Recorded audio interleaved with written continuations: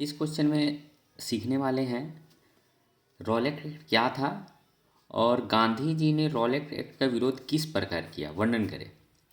तो एक बहुत महत्वपूर्ण क्वेश्चन है, रॉलेट एक्ट क्या था, गांधी जी ने रॉलेट एक्ट का विरोध किस प्रकार किया था। ये क्वेश्चन एग्जाम में अक्सर पूछे जाते हैं और इसे इस तरह से भी पूछा जाता है कि भारत के लोग रॉलेट एक्ट के विरोध में क्यों थे, भारत के लोग रॉलेट एक्ट के विरोध में क्यों थे। ठीक है, तो दो तरीके से पूछा जाता है, दोनों का क्वेश्चन का आंसर सेम ही होगा और आप इसे ध्यान से देख लीजिए और इस क्वेश्चन में जो इम्पोर्टेंट पॉइंट है इसे ज़रूर ध्यान में रखिएगा ताकि एग्ज़ाम के समय आप अच्छा तरह से पेपर लिख सकें। तो चलिए देखते हैं। देखिए यहाँ पर लिखा गया है कि भारत में ब्रिटिश शासन के हो रहे प्रतिरोधों के खिलाफ ब्रिटेन के इम्पीरियल लेजिस्लेटिव काउंसिल ने 1919 में एक कानून पारित किया। भारत में ब्रिटिश शासकों के द्वारा हो रहा है प्रतिरोध, भारत में ब्रिटिश शासकों के हो रहे प्रतिरोधों के खिलाफ। ठीक है, तो भारत में जो ब्रिटिश शासन के विरोध हो रहा है, प्रतिरोध जो हो रहा था, इसके लिए ब्रिटिश के काउंसिल ने 1919 में एक कानून पारित किया, एक कानून बनाया जिसे रॉलेट एक्ट के नाम से जाना जाता है।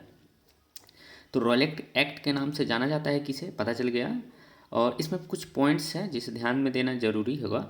तो सबसे पहला पॉइंट्स है कि भारत में रॉलेट एक्ट का प्रखर विरोध हुआ। भारत में रॉलेट एक्ट का प्रखर विरोध, प्रखर मतलब तेजी, प्रचंड। ठीक है, प्रखर का मतलब, ठीक है।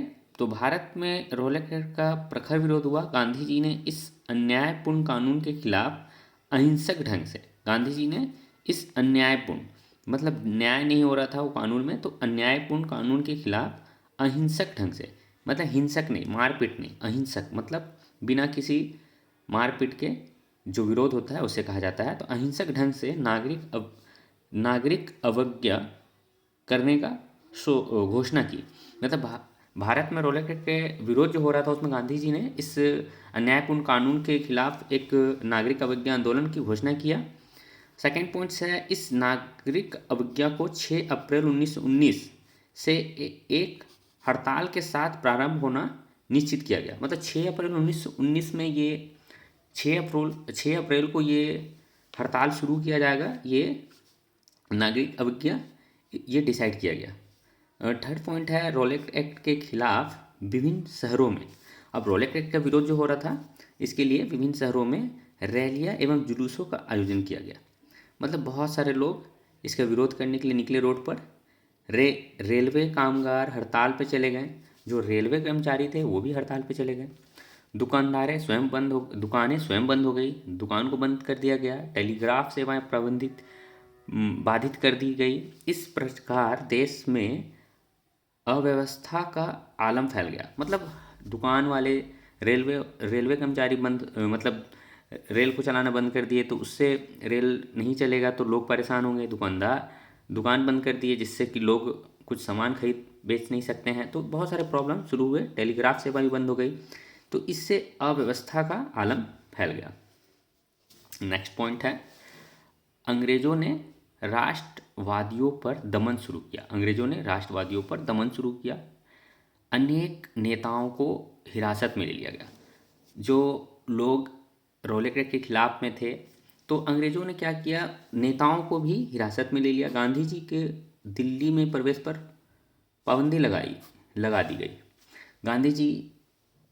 गांधी जी जो हैं दिल्ली में नहीं जा सकते हैं, ये अंग्रेज़ों ने उनका पाबंदी कर दिया कि आप नहीं आ सकते हैं।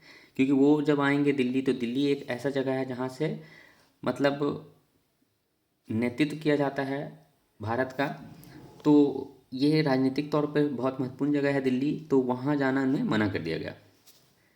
एंड नेक्स्ट पॉइंट है, 10 अप्रैल 1919 को पुलिस ने अमृतसर में एक शांतिपूर्ण जुलूस पर गोली चला दी।